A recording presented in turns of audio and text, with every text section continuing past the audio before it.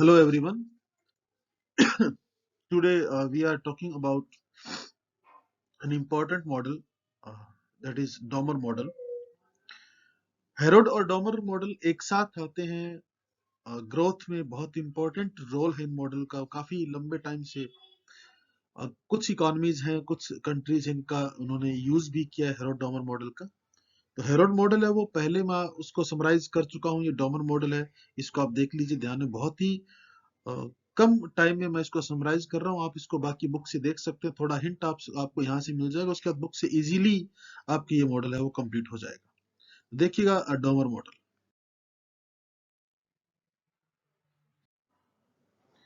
तो डोमर ने कुछ टर्म्स यूज की है वो कुछ नोटेशंस यूज किए उस नोटेशंस को देख लीजिएगा पहले एक वाई डी नोटेशन है एक वाई एस यूज किया वर्ड इन्होंने के वर्ड यूज किया है आई यूज किया है अल्फा है और सिग्मा है Y D stands for level of national income और level of effective demand at full employment YS है वो level of supply आप इसको कह सकते हैं सिंपल वर्ड्स में और K है वो कैपिटल के लिए I है वो इन्वेस्टमेंट के लिए और अल्फा है वो MPS के लिए और A है वो सिग्मा है वो प्रोडक्टिविटी ऑफ कैपिटल कैपिटल की प्रोडक्टिविटी है उसके लिए यूज किया तो ये टर्म्स कुछ है वो यूज की है इनको आप ध्यान रखिएगा अब डोमर के मॉडल में मेनली है क्या हेरोड और डोमर दोनों ही एक चीज को उठाते हैं that is study growth rate इस चीज को वो उठाते हैं स्टडी ग्रोथ रेट है और ये कहते हैं इसको कैसे अचीव किया जाए और इसके लिए उन्होंने जो रोल बताया वो इन्वेस्टमेंट का बताया ये मैं हेरोड के मॉडल में पहले बता चुका हूँ आपको आप उसको देख लीजिएगा और इन्वेस्टमेंट है उसका ड्यूल रोल है एक है वो एडी की साइड काम करता है एक है वो एएस की साइड काम करता है डिमांड को भी इंक्रीज करता है और सप्लाई को भी इंक्रीज करता है तो इन्वेस्टमेंट का रोल इन्होंने बताया है अब डोमर मॉडल स्पेशली बताता है दो क्वेश्चन है जिनका आंसर ही ढूंढता है पहला क्वेश्चन इन्वेस्टमेंट कितना किया जाए और दूसरा क्वेश्चन है उस इन्वेस्टमेंट की रेट क्या हो रेट ऑफ इन्वेस्टमेंट क्या है तो दोनों क्वेश्चन का आंसर आपको बताना है एक इक्वेशन मैं आपको बता रहा हूँ सिंपल सी इक्वेशन है आप उसको देख के अब दोनों क्वेश्चन उनका आंसर आप देख सकते हैं इसकी एक्सप्लेनेशन तो पहला आप देखिएगा मैंने कहा इन्वेस्टमेंट है वो दो साइड काम करता है तो पहले हम डिमांड साइड को देखते हैं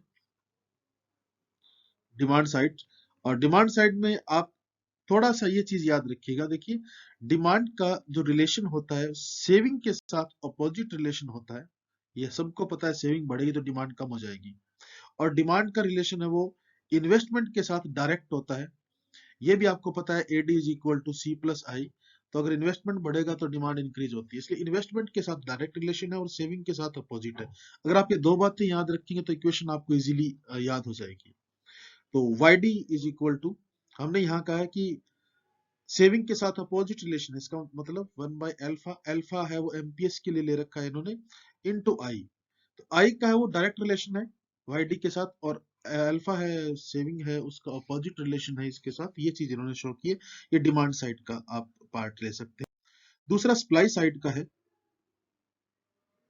अब सप्लाई साइड में कितनी सप्लाई होगी सप्लाई है वो किसका फंक्शन होती है मेनली इन्वेस्टमेंट का फंक्शन और दो मेन फैक्टर है जिन पर सप्लाई डिपेंड करती है क्योंकि इन्वेस्टमेंट पर और इन्वेस्टमेंट है जितनी आप कैपिटल लगाते हैं जितना पैसा आप लगाते हैं एक तो उस पर डिपेंड करता है दूसरा वो जो आपने कैपिटल लगाई उसकी प्रोडक्टिविटी कितनी है कितना प्रोडक्शन वो कर सकती है इन दोनों चीजों पर डिपेंड करती है सप्लाई इसलिए वाईएस हो जाएगा आपके पास कि जो कैपिटल आपने लगाई है वो और उसकी प्रोडक्टिविटी कितनी है उनको उनको दोनों को मल्टीप्लाई कर दीजिए आपके पास ये इन्वेस्टमेंट का सप्लाई कहा जाता है सप्लाई कितनी होगी इस चीज को ले लीजिएगा अब आप इक्विलिब्रियम लेवल इसका देखिएगा और आपको पता है इक्विलिब्रियम है उसके लिए तो अपने को demand is equal to supply करना होता है तो डिमांड आपके पास रहेगी वो Y D is equal to Y S तो Y D is equal to Y S Y D की फॉर्म क्या थी one by alpha into I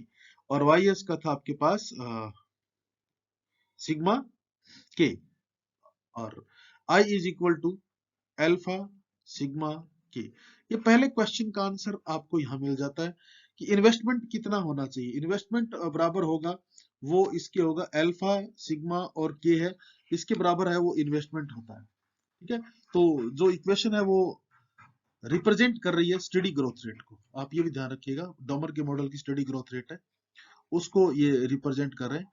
और ये पॉसिबल है कि इन्वेस्टमेंट है वो इक्वल हो product of saving income ratio, ये सेविंग इनकम रेशियो और साथ में कैपिटल प्रोडक्टिविटी और capital stock. Saving income ratio, capital stock and या आप सिंपल वर्ड्स में कहें तो सेविंग का, प्रोडक्टिविटी का और कैपिटल, इन तीनों का प्रोडक्ट कर दीजिए, इसके बराबर इन्वेस्टमेंट होगा। ये पहले क्वेश्चन का आंसर है कि कितना इन्वेस्टमेंट किया। दूसरा क्वेश्चन आपके पास था, वो दूसरा क्वेश्चन ये था कि रेट ऑफ इन्वेस्टमेंट क्या हो। Rate of investment, rate of investment के लिए इसकी इंक्रीमेंटल फॉर्म लीजिए। वाईडी क्या था, 1/अल्फा इंटू आई। अब देखिए इंक्रीमेंट आप करते हैं अल्फा में तो कर नहीं सकते, ये अजम्पशन है इस मॉडल की कि सेविंग है वो कांस्टेंट रहेगी, इसलिए अल्फा में चेंज कर नहीं सकते। आप जो चेंज कर सकते हैं इन्वेस्टमेंट में कर सकते हैं। तो इन्वेस्टमेंट में जो चेंज आया 1/अल्फा यूं का यूं रहा, इसकी वजह से डिमांड में चेंज आएगा। ये पहली इंक्रीमेंटल फॉर्म इसकी हो जाती है। दूसरा आप वाई एस पर आइए। वाई एस क्या था आपके पास, जो इक्वेशन थी वाई एस की, सिग्मा के, सिग्मा कांस्टेंट है, के में आप चेंज कर सकते हो तो चेंज इन के सिग्मा, ये आपके पास चेंज इन वाई एस आ जाएगा। और चेंज इन के जो कैपिटल में चेंज करते हैं वो ऑलवेज इन्वेस्टमेंट के बराबर होती है, इसलिए हम कह सकते हैं इसको आई लिख सकते हैं। जब हम चेंज कर चुके हैं इसमें, तो आप इसका चेंज है वो भी हटा दीजिएगा। तो आप हटा दीजिए इसको, आप लिख सकते हैं Y S is equal to sigma I. तो आपने उसमें देखा है इंक्रीमेंटल फॉर्म का, उसको कंटिन्यू करता हूं मैं।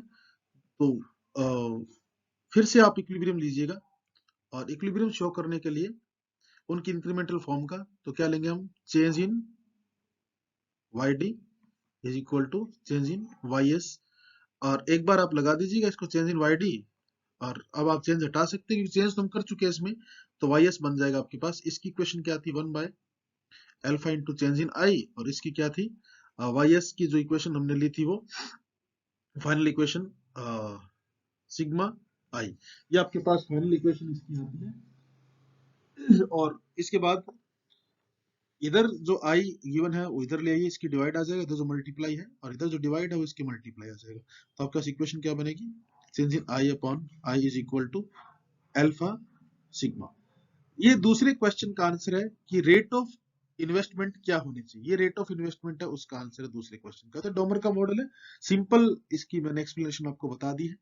इसमें आप एक डायग्राम की हेल्प से बता सकते हैं कि जैसे ही चेंज आए और जैसे ही आप स्टडी ग्रोथ रेट पर बढ़ना शुरू कर दें, तो किस तरीके से आप उसको उस पर कंटिन्यू रह सकते हैं। यहाँ इनकम लीजिएगा और यहाँ पर सेविंग और इन्वेस्टमेंट लीजिएगा। और इन्वेस्टमेंट है वो ऑटोनोमस है, ये सेविंग की लाइन आप बनाइएगा 45 डिग्री, ये सेविंग है। इन्वेस्टमेंट ऑटोनोमस है, तो इसलिए इन्वेस्टमेंट आपके पास है वो ये आपके पास रहता है इनिशियली, आपके पास इन्वेस्टमेंट ये इनिशियली आपके पास रहता है। अब शुरुआत में हम ये मान के चलते हैं कि जो इनकम का लेवल है वो y1 है, और इस इनकम के लेवल पर y1 s1 है वो सेविंग है। तो ये सेविंग है, इस सेविंग को इन्वेस्ट किया जाएगा। कितना इन्वेस्ट किया जाएगा ये डिपेंड करता है कैपिटल आउटपुट रेशियो को पर, या आप इसको कह सकते हैं कैपिटल आउटपुट रेशियो कह लीजिए इस लाइन को, वो प्रोडक्टिव कैपेसिटी की लाइन भी कह सकते हैं इसको, और कैपिटल आउटपुट रेशियो की लाइन भी कह सकते हैं। जो इस सेविंग को इन्वेस्टमेंट किया जाएगा और इस सेविंग को इन्वेस्ट करने के बाद कितना वो इंक्रीमेंट होगा वो देखिएगा। S1Y1 सेविंग है, इनिशियली S1Y1 सेविंग है, इसको इन्वेस्ट किया, और इसको इन्वेस्ट करने से नेक्स्ट टाइम पीरियड में क्या होगा, अभी जो इन्वेस्टमेंट है वो आपके पास ये हो जाता है I1, और इनकम का लेवल आपके पास हो जाता है Y2, और इस इनकम पर आपके पास जो सेविंग होती है वो S2Y2, ये वाला पार्ट है वो सेविंग का रहता है। इसको फिर इन्वेस्ट करेंगे, वो कितना इन्वेस्ट किया जाएगा और इकोनॉमी कैसे आगे जाएगी वो फिर से इस लाइन पर डिपेंड करेगा। E2 और तो वो इस लाइन पर डिपेंड करेगा। ये E1 E2 जो आप लगा रहे हैं ये रिप्रेजेंट कर रहे हैं इन्वेस्टमेंट का जो इफेक्ट है किस पर, प्रोडक्टिव कैपेसिटी पर। ध्यान रखिएगा, इन्वेस्टमेंट का जो इफेक्ट है प्रोडक्टिव कैपेसिटी पर, उसको ये शो कर रहे हैं। जो ये भी बताते हैं, स्लोप को बताएंगे, slope of marginal output capital ratio, output capital ratio, इसके स्लोप को बता रहे हैं। E1 Y1 है, E2 Y2 है। तो ये फिर से आप एक बार बता सकते हैं, इसमें S2 Y2 है, उसको इन्वेस्ट किया गया, और नेक्स्ट है वो आपके पास इन्वेस्टमेंट का लेवल है वो ये आपके पास रहता है, और ये आपके पास इनकम इंक्रीज जाती है Y3, और ये S3। ये कॉन्टिन्यूसली इंक्रीज होता रहता है, आप इसको 3-4 टाइम पीरियड तक है वो करके दिखा सकते हैं, कॉन्टिन्यूसली इंक्रीज होता है। तो ये जो डोमर का मॉडल है मैं आपको बता चुका हूँ, बहुत ही संक्षिप्त में, बहुत ही छोटा करके इस मॉडल को। आप अब दोनों मॉडल है उसमें कंपैरिजन है वो बुक से पढ़ लीजिएगा, दोनों मॉडल में कंपैरिजन पढ़ लीजिएगा, सिमिलरिटीज अजम्पशन सेम है, और दोनों मॉडल एक ही बात को लेके चलते हैं। सिमिलरिटीज पढ़ लीजिएगा, डिससिमिलरिटीज है वो पढ़ लीजिएगा, 2-4 है वो, यानी दोनों में आप डिफरेंस जरूर पढ़िएगा इसको। सिमिलरिटीज में ये भी आप जरूर लिखिएगा कि क्वेश्चन से, कि ये भी मेन बात है, जो वो सेविंग और इन्वेस्टमेंट है उसको इक्वल करके यहाँ लेके आता है, और डॉमर हेरोड है उसका भी मेन मतलब है S इज इक्वल टू आई ये आपके पास रहता है, दोनों का काम सेम ही है, तो आप वो चीज भी कर लीजिएगा। मैं इसको बहुत बड़ा नहीं बना रहा, नहीं तो ये क्लिप काफी बड़ी होगी, इसलिए आप इसको बुक से देख लीजिएगा इस मैटर को, उसके बाद आप इसको क्रिटिसाइज कर दीजिएगा। क्रिटिसिज्म्स है वो अजम्पशंस है उनका आप उल्टा कर दीजिएगा। सबसे मेन क्रिटिसिज्म्स तो आप ये रखिए, जिन चीजों को इन्होंने कांस्टेंट माना है, कैपिटल आउटपुट रेशियो कांस्टेंट माना है वो नहीं होता है, और लेबर और कैपिटल का प्रोपोर्शन फिक्स नहीं होता है। इनस्टेबिलिटी को बहुत इंपॉर्टेंस दे रखी है हेरोड ने भी, डॉमर ने भी। गवर्नमेंट का रोल है उसको इग्नोर कर रखा है, ये भी आप मानिएगा।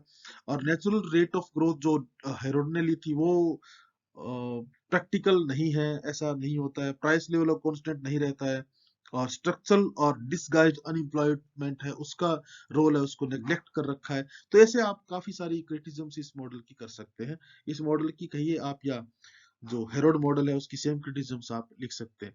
तो ये छोटा सा एक प्रयास है आपको समझाने का, और आप सिर्फ इस पर बेस्ड रहकर एग्जाम में मत जाइएगा, आपको सिर्फ ये गाइड किया गया है, आप यहाँ से सुनकर और फिर अपनी बुक से पढ़िएगा, आपको ये मॉडल समझ आ जाएगा।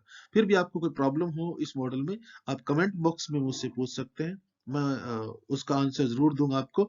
और एक और हम क्लिप मैं लेके आऊंगा जिसमें ये हेरोड डॉमर है उनके बीच डिफरेंस, सिमिलरिटीज, डिसिमिलरिटीज है, इस चीज का होगा।